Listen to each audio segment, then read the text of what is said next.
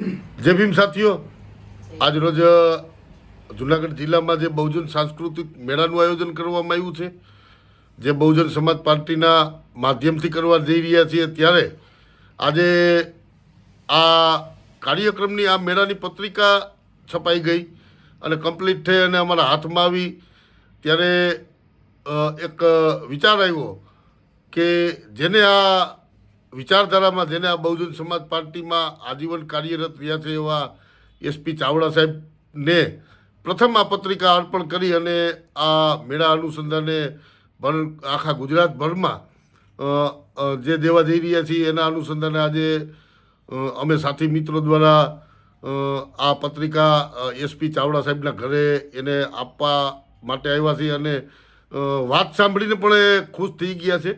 અને એ આવા કાર્યકર્તાઓ, આવા સિનિયર આગેવાનોના નેતૃત્વ નીચે અને એના માર્ગદર્શન નીચે કામ કરવાની એક ઉમદા તક અમને પ્રાપ્ત થઈ છે. તો મારી સાથે છે દેવેનભાઈ અને જયંતિભાઈ માકડિયા, દિનેશભાઈ પાતર, રાજુભાઈ વેગડા અને એસપી સાહેબ ચાવડાને આ પત્રિકા અર્પણ કરશે. આગળની વાત દેવેનભાઈ કરશે.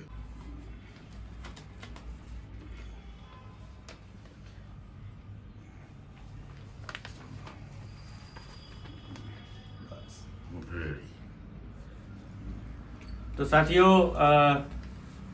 ગુજરાતભરનો આ મહાત્મા જ્યોતિરાવ ફૂલેનો જન્મદિવસનો મહોત્સવ અને બાબા સાહેબ આંબેડકરના જન્મદિવસનો મહોત્સવ ઉજવવા માટે બહુજન સમાજ પાર્ટીએ જુનાગઢ મુકામે આગામી 11 એપ્રિલથી લઈ અને 14 એપ્રિલ સુધી બહુજન સાંસ્કૃતિક મેળાનું જે આયોજન કરેલું છે, એ આયોજનની પ્રથમ પત્રિકા જુનાગઢ નિવાસી અને 1967થી જે નોકરીમાં લાગીને બાબા સાહેબ આંબેડકરની મૂવમેન્ટ સાથે સાથે માનનીય કાંચીરામ સાહેબ સાથે જેણે કામ કરેલું છે એવા એસપી ચાવડા સાહેબને આજે પ્રથમ પત્રિકા આપીને આ પ્રચારનો અહીંયાથી આરંભ કરેલો છે.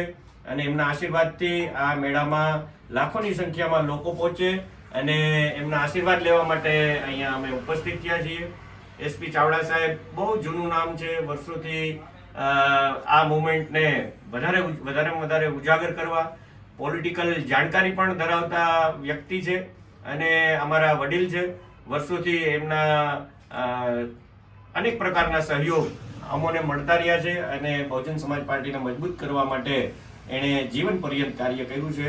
અને એ કાર્યને અનુસંધાને આજે પ્રથમ પત્રિકા, પ્રચાર પત્રિકા માનનીય શ્રી એસપી ચાવડા સાહેબને અમે આપી છે. હવે ડૉક્ટર જયંતિભાઈ કાંઈ વાત કરે અને પછી એસપી ચાવડા સાહેબના અભિપ્રાય આપણે લેશું. સત્ય જય ભીમ.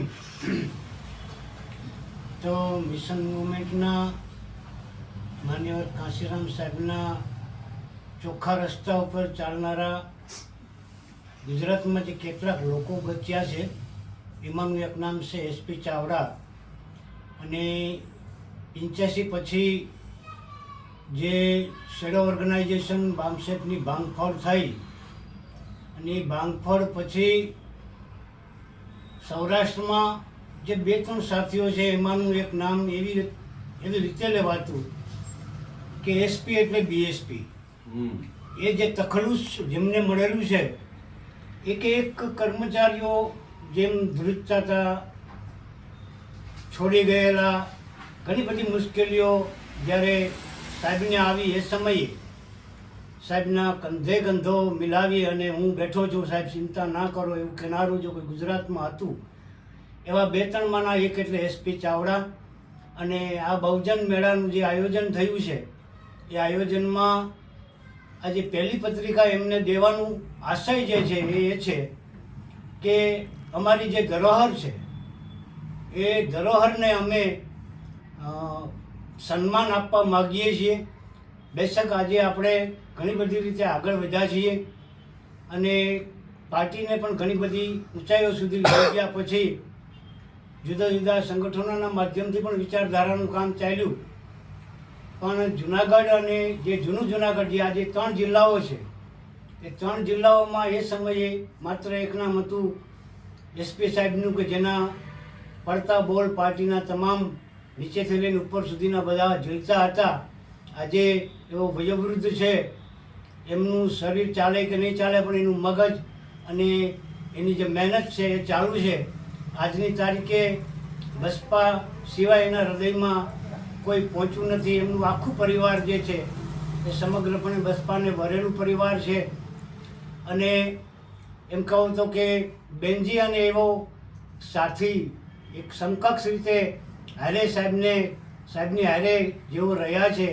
ઘણા કેડર કેમ્પ છે, ઘણી સભાઓ છે, ઘણી બધી અધિવેશનોના આયોજનો આ તે એમાં પુષ્કળ રીતે સમગ્ર ગુજરાતમાં અને દેશના ઘણા બધા ભાગોમાં ફરી અને પાર્ટીને અને વિચારધારાને બેઠું કરવાનું કામ જે એસપી ચાવડાએ કર્યું છે. તો અમે આજે જુનાગઢ યુનિટના માધ્યમથી આ મેળા સમિતિના માધ્યમથી આજ પહેલી પત્રિકા એને આપી અને અમે સન્માન કરવા માગીએ છીએ અને સન્માનના ભાગરૂપે આજે અમે આવ્યા છીએ. અને આશા રાખીએ કે એસપી સાહેબ એ એમના જે કંઈ સંપર્કો છે એ સંપર્કો અને એમના જે વિચારો છે એ વિચારોને આ જે આપણો મેળો છે એ મેળાના માધ્યમથી આપણે જીવિત કરીશું અને પ્રસ્થાપિત કરીશું એ અપેક્ષા સાથે એસપી સાહેબ અમને એમના પરિવારને જય ભીમ અને ભાવભીનું આમંત્રણ છે. સ્ટાર્ટ. મારે માકડીયાભાઈએ યાદી આપી કે પહેલેથી તમે કામ કરતા હતા. હું તો બાબા સાહેબનું જ કામ કરતો હતો. બાબા સાહેબે કહેવા મુજબ કે ગુલાબો કો ગુલાબી की पहचान कर दो, वो अपने आप વિદ્રોહ કરી બેઠે. એ જ કામ કર્યું છે. જ્યાં સુધી ગુલાબોને ગુલામીની ખબર ન પડે ત્યાં સુધી કંઈ થવાનું નહોતું. એક સમય એવો હતો બાબા સાહેબે કામ કર્યું ચોક્કસ, બંધારણમાં ઓબીસી માટે અનામત રાખી એ ચોક્કસ, પણ એનો ઉજાગર કરનાર કાશીરામ સાહેબે. કાશીરામ સાહેબે આવ્યો એટલે બાપસીની સ્થાપના કરી દીધી હતી. પણ જે ઓબીસીને જાગૃત કરવાનું હતું એ કાશીરામે કર્યું. એટલે ત્યાં સુધી ઉજાગતો હતો. પણ કાશીરામે જે કર્યું દિલ્હી પર સુધી પહોંચ્યો. પછી કાશીરામનો શિષ્ય બની ગયો. પછી કાશીરામનું સપનું પૂરું કરવા માટે છેક સુધી મહેનત કરતો રહ્યો.